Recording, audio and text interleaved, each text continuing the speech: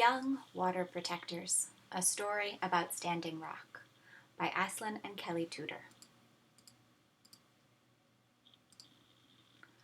A water protector is someone who protects water from getting polluted. Companies are polluting the water by building things like oil pipelines under or near waterways. And this picture is from Cannonball River in North Dakota. As Native Americans, we want to protect the earth and water from getting polluted and harmed because they are sacred lands and waters to us. We want to keep our homelands from getting harmed. The Standing Rock Sioux tribe is a native nation of Dakota and Lakota peoples. Their reservation is located in North and South Dakota. Their lands used to be much bigger because of the Treaty of Fort Laramie, an agreement made a long time ago. And here's a map that shows you those lands. People a long time ago did not respect that and took the land without permission so that the reservation became much smaller. The land is called unceded treaty territory because the Lakota people did not give up the land. And here's another map with a key that shows you what the different pieces of land, what their situation is.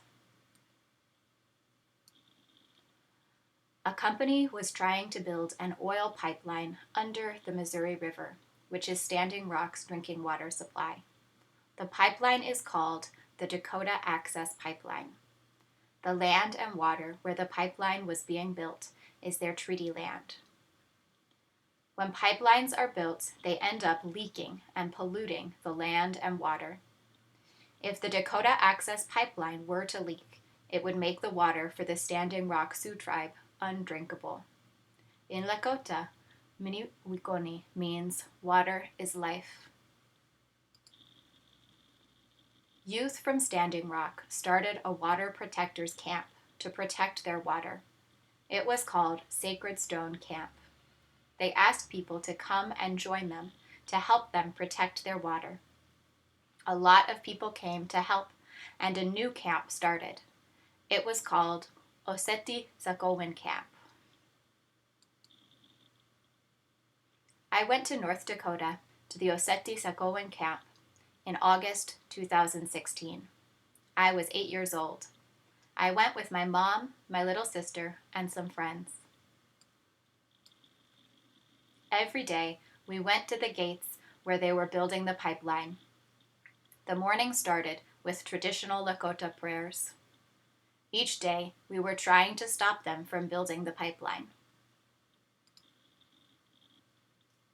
Well, the kids there helped protest and also played together. We sang traditional songs with everyone.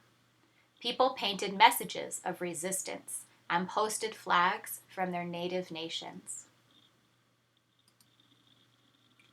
Every day, warriors on horses rode through camp and led everyone on a march up to the pipeline construction site. They painted their horses and faces with traditional designs. One of them told me I have warrior hair because I keep it long. In camp, we slept in a tent. Others slept in teepees, buses, and RVs. We ate food together, and at night, we had big fires and met Native Americans from all over. People sang round dance songs at night. Camp started small, and there were only other Native Americans there. Then, camp grew rapidly. After we left, camp grew to around 10,000 people, and it became one of the largest cities in North Dakota. They built a traditional Lakota school, several kitchens, a general store, a medical compound, and many other things. We came back in October 2016. Camp was huge when we got there. There were around 5,000 people there. There were a lot of teepees and tents. It was much bigger than in August. There were Native people and non-Native people there this time. I went to the traditional Lakota school that was in camp. It was called the Defenders of the Water School. I learned about a type of corn made by the Pueblo peoples. We sang Lakota songs. They had a library in the school. I read books by Native authors. My mom worked in the medical tent in camp. She is an EMT. We got to stay in a teepee with a friend. It was warm inside because there was a fire. It was pretty cold outside, so it felt nice to sleep in the teepee. The pipeline was still being built. People from camp went to different construction sites each day. It wasn't too safe for kids out there, so we stayed in camp. Between August 2016 and February 2017, tens of thousands of people passed through this camp. People came from every continent of the world, including celebrities, politicians, and tribal representatives from over 500 Native nations.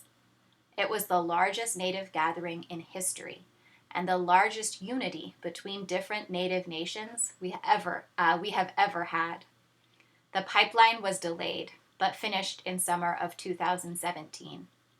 The Standing Rock Sioux tribe is still fighting it in court. Mini Wikoni, water is life. Sorry. And here's about the author.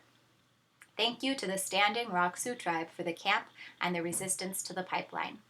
Thank you to my mom for helping me write this book. Thank you to everyone who helps fight pipelines and for Native rights. Aslan Tudor is 10 years old. He is a citizen of the Lipan Apache tribe of Texas. He and his family live in Indianapolis, Indiana, and are moving home to Texas soon. Aslan has traditional hair, which for boys is long. He is a grass dancer and drummer. He wants to be an actor to help represent Native people well in film. He acts in local stage plays currently. And those are the photos and the end.